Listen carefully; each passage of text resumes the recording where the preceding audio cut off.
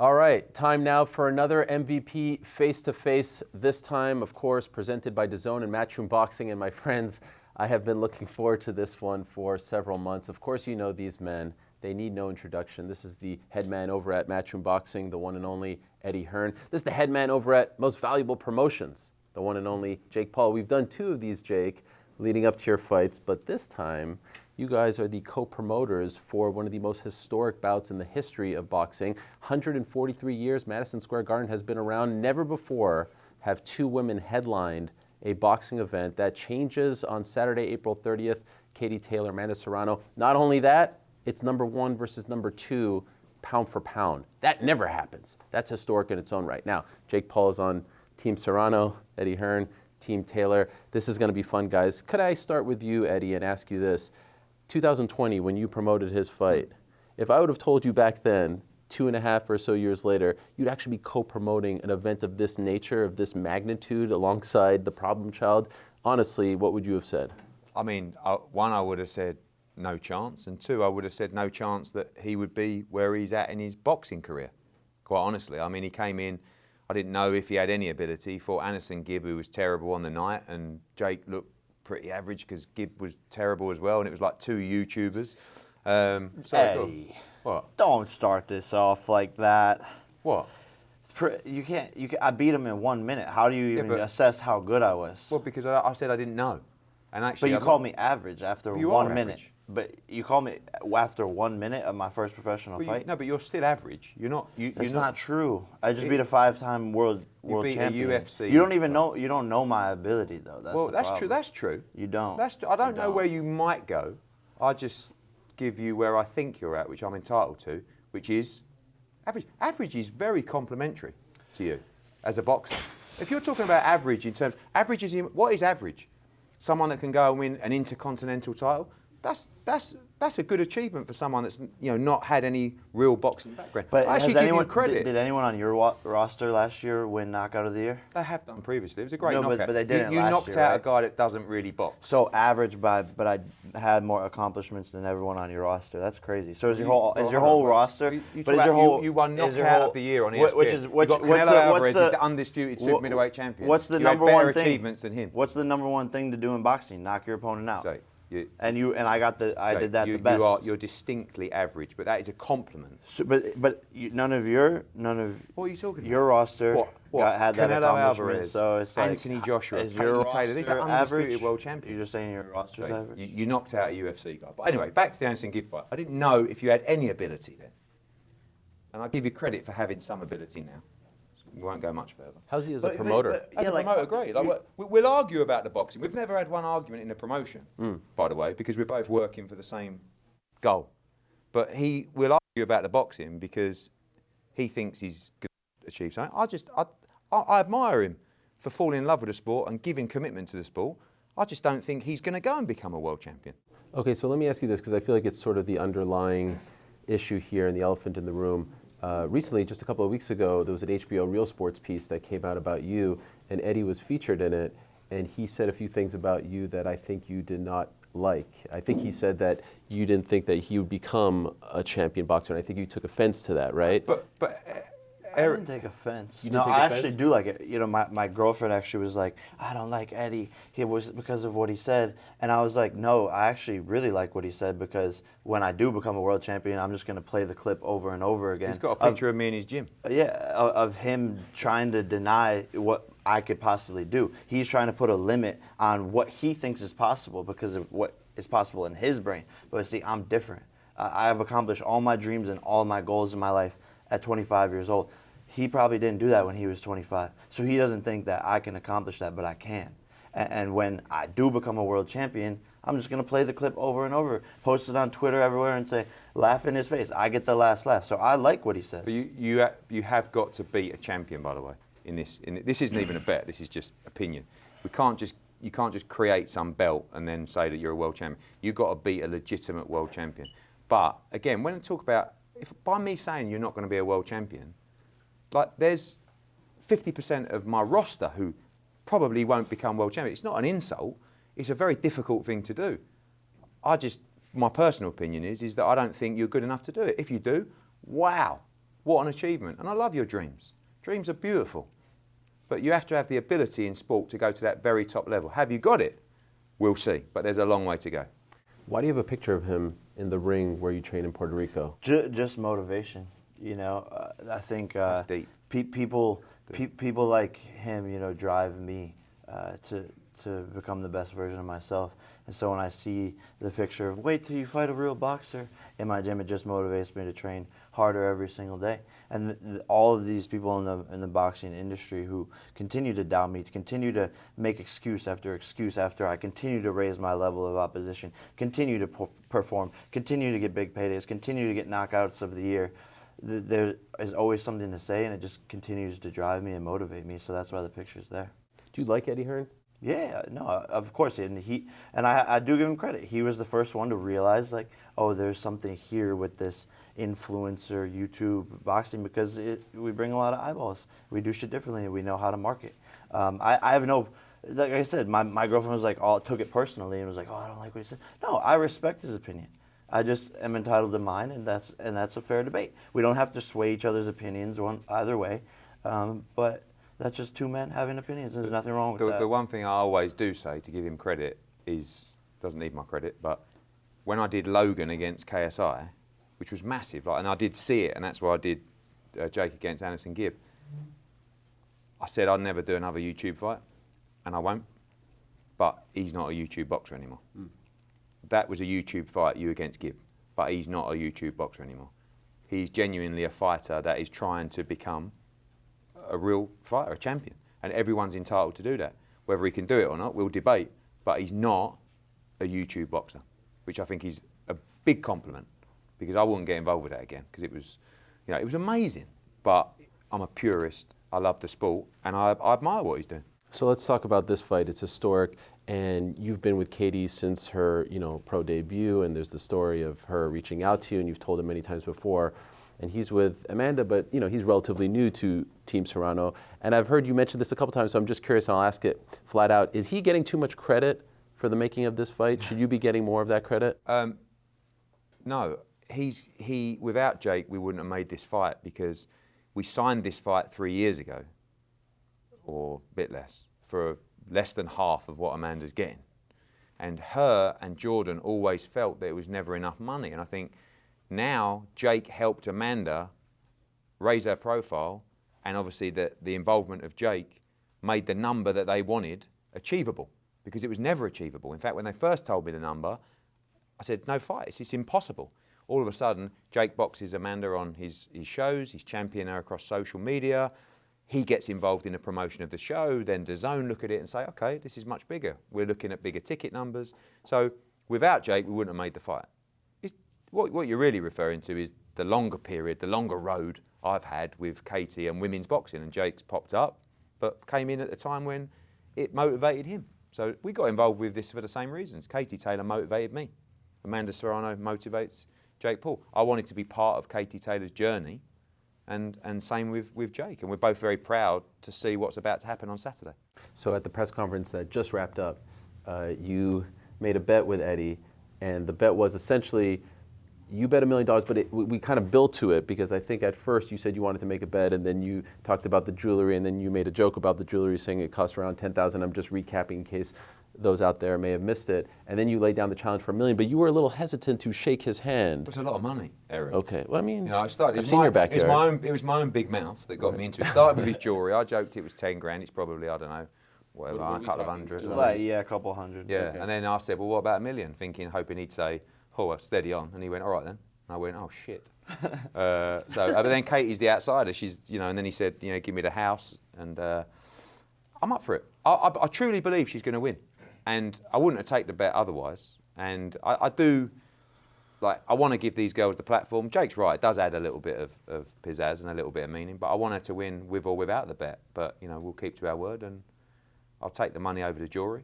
But you know, I truly believe Katie will win on Saturday night, and he feels the same way about Amanda. So this is official, $1 million, and you also said, when you win, right? Those are your words. You're giving the $1 million to Amanda. Yeah.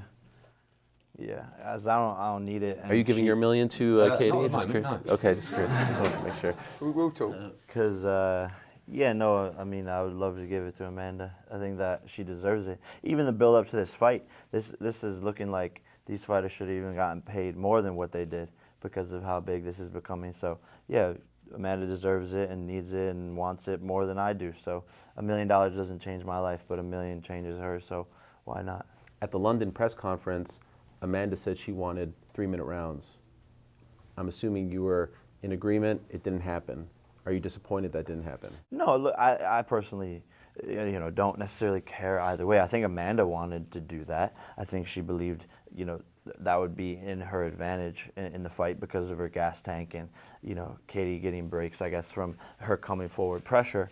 But I think that is the next step in women's boxing, and I think Amanda Serrano will probably be the first person to do that, or the first female to do that. So it's exciting, and I wish it would have happened for this fight, but I understand why Katie was saying, hey, maybe this doesn't make sense because we're not getting paid for 3 12-minute rounds. So Katie Taylor is #1 pound for pound. Most people's eyes, including yours, greatest of all time, right? Undefeated, the GOAT at 135. As of right this second, the betting underdog. That's why I made that clear to Jake. He was very... Does that blow your mind, though? I think it's the last few performances. I think people look at the last 2 Katie Taylor performances and say she may be on the decline. And Amanda's looked very strong, but it's just something different about Katie's preparation in this fight. These are the moments that she shines. I'm not sure how Amanda will deal with this moment. She may shine. It may lift her performance. The pressure of this week, the pressure of everything, may affect her performance. Now that's what great athletes do. But they're all-time greats, both of them. I don't see in this frame of mind from Katie Taylor, I don't see her getting beat. I can't visualise it, I can't picture it. But Amanda's a great fighter. She comes forward, she's very heavy-handed, and they're going to engage a lot during the fight. Katie can try and box smart, but we know what she likes to do. She likes to stand and trade and get involved in a fight, and it's going to be a firefight. So Eddie has said that he thinks that eventually we'll see these two fight at least twice, maybe even 3 times. As Amanda's promoter, you win on Saturday. Immediate rematch? What are you thinking? Yeah, I think it's interesting, right? And I know it's going to be a crazy fight. I know it's going to be a very entertaining fight. So yeah, we might end up seeing like Arturo Gatti versus Mickey Ward situation going on here. And it's weird, going to sleep the other night, I had a premonition that we would be doing this and sitting down for 3 more fights. Usually my premonitions and dreams come true. So I'll be down. Well, why not? And I think it'll just continue to drive women's boxing forward. I wonder how you feel about this moment right here. Like, you're not going to fight this man on Saturday, right? It's a shame. It's a shame I can't fight, because I say do big numbers. Massive. I saw you going up against Frank Smith. It was Frank Smith. Yeah. As much as I don't think this guy will be a world champion, there's Jake Paul and there's Frank Smith, So, sorry, Frank. How do you think that fight would go, you versus Eddie? Big guy? Similar weight? You're dropping. In the UK, there's so many people that want to see me knocked out. We do like 2 million pay-per-view buys in the UK. And if I lose the bet, then I'll take 10 million to fight Jake Paul, and I'll just take the UK pay-per-view. He can have all the other revenue around the world. Is that a fight you're interested in? What, me? Yeah. You're calling out everyone else, No. You called out Dana White. I just, we're just... There was a stage where I believed I would easily beat Jake Paul. Really? Yeah, but I'm not so sure now. I do think he's improved It's a lot. only been 2.5 years. So. No, but he can fight. I'll give him credit for that. I told you where I think the limitations are, but he can fight. I'll give him. Would you like to be in promotion with him again as far as promoting his fights? Of course. But he's just an average fighter. But average is not insulting, Ariel. There was a time you were an average presenter.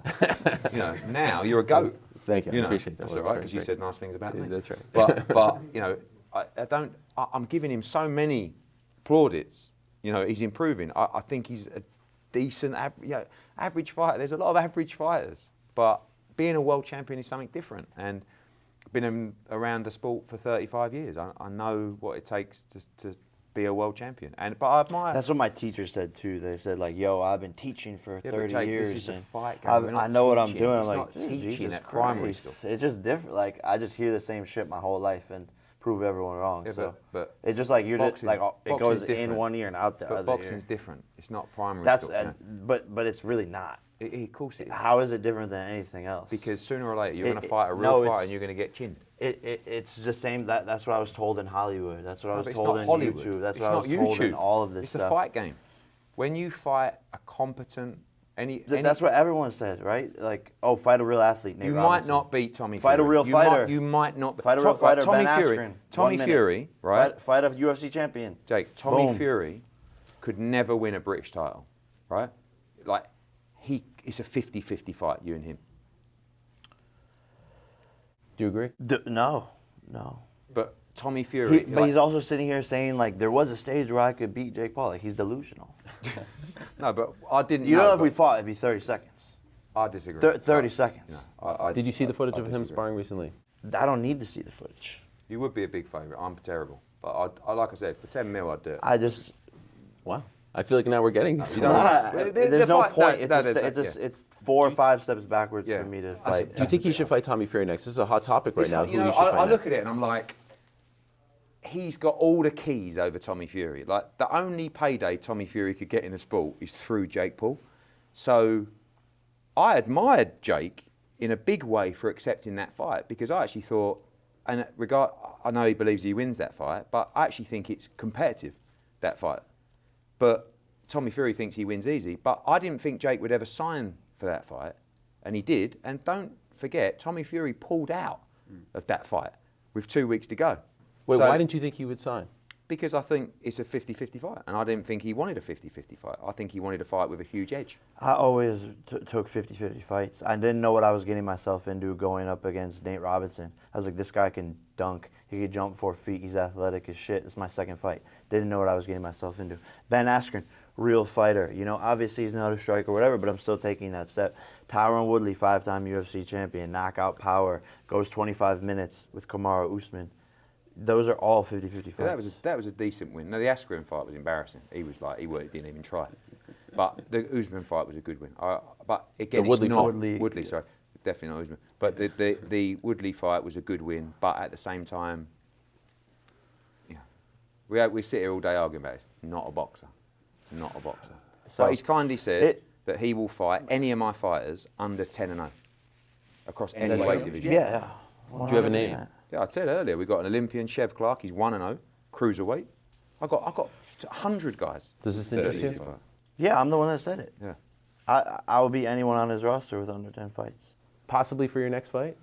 Yeah, you know, let's do it. It's a big deal. It's a great, I mean, but I got time. You know, I got time. I'll be in this sport for a long time. Could I ask though, it was a big deal for you to, headline cards, to be accepted as a boxer. It wasn't a big deal for me. Well, perhaps from the outside looking in, I'm wondering though, is this a big deal? You are promoting an historic event, Madison Square Garden. This isn't just some, casino hall. You're sitting, as a peer here next to one of the best, dare I say, the best right now in combat sports in terms of promotion. Not as a fighter, as a co-promoter. This has to be a major feather in your cap, right? Yeah, no, it's cool and it is exciting, and I'm There's excited. some validation though. Do you puff your chest out and say, all these people that didn't want me in this sport, look at me now? I just knew from day one what I would do to this sport, and I don't really need that outside validation because I'm whole within myself. When I look at myself in the mirror at the end of the day, I know what I'm doing. I know what I've done. And by the way, there's so much more that I'm doing that people don't even take notice to. So yeah, I mean, whatever, it's cool. It's all fun and whatever, but I'm just doing my thing, and all kudos to Eddie to making this happen with Nikisa and Dazn and Matchroom, and it's just been a great process. But I don't need the credit or the validation. This is Amanda Serrano and Katie Taylor's night and their payday, and let's leave it at that. Has Jake Paul made boxing better? I don't think he's made boxing better. I think he's created buzz. I think he's brought attention to the sport that was definitely needed. You have to keep fresh. That's why I did KSI Logan Paul, because we need to bring fresh eyeballs into the sport. It has to have that energy. So I think he's brought a lot of that. I think he's brought good energy. I think he's brought eyeballs. Boxing's a historic sport. But wouldn't that be making it better? Like more eyeballs, more money, more money, more fights. Yeah, I'll give you that. I'll give you that. So I'll give you that. But making it better. I feel very personal about boxing at the same time as well. It's like it's a historic sport with a lot of legacy. So to make it better is something that has to stand the test of time. But I think he's right. Yeah, I'll say he's made it better. But I think I like what I'm seeing now. Guys passionate about boxing, and coming into this promotion, I didn't worry, but a lot of people felt, oh, what would Jake do? Would he sort of clown around?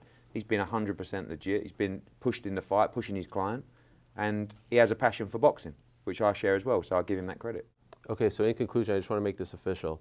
You obviously are going with Katie. Are there odds involved here, or is it Yeah, just he straight said up? that he'd give me the odds on the fight, but it's very close. I think it's like 5 to 6, so it's virtually even money anyway. Okay, so is there like a stoppage decision, or is it just straight up? Straight up win. Although I do think, and I'm not betting on this because it's a huge price, Yeah. but I do feel like Katie Taylor will stop Amanda Serrano. Late? Yep. 8, 9, 10 rounds. What do you think? You going for the early She hasn't stoppage? stopped someone since 2019, When did- especially Amanda I don't want to say Serrano. this, 'cause I don't want to sound silly, but when did Serrano last stop? In the last 2 fights, they went the distance, didn't they, on your card? Or not? Yeah, I believe the fight before that, she Yeah, got a stoppage. So Poor level opposition, but You're predicting a finish or a decision? stoppage or decision? I think it'll be 8th round TKO. 8th round T. Oh, like you, but the opposite. It's going to be really exciting. And it's officially $1 million. Yeah. And Jake has vowed that he will give that $1 million to Katie, excuse me, To to Amanda. Oh, to Katie would be nice. TBD on your end. TBD on your. We shake hands or? Yeah, Always a This is pleasure. big. do This it. is very big. I love this. All right, Saturday night, April 30th, Dazn. If you're a subscriber already, I hate to correct you, Jake. You said pay-per-view. Subscriber already to Dazn, you get this fight, right? Yeah, That's and, a big and deal. some pay-per-view outlets, but you can. But if you're a subscribe to subscriber DAZN. already, you're good to Absolutely. go. It's Katie Taylor, it's Amanda Serrano, first time in the 143-year history of this great building, Madison Square Garden, 2 women headlining a card, and more importantly for me, it's #1 versus #2 pound for pound. That's a really big freaking deal. Eddie Hearn, Jake Paul, thank you guys. Good luck to you both on Saturday.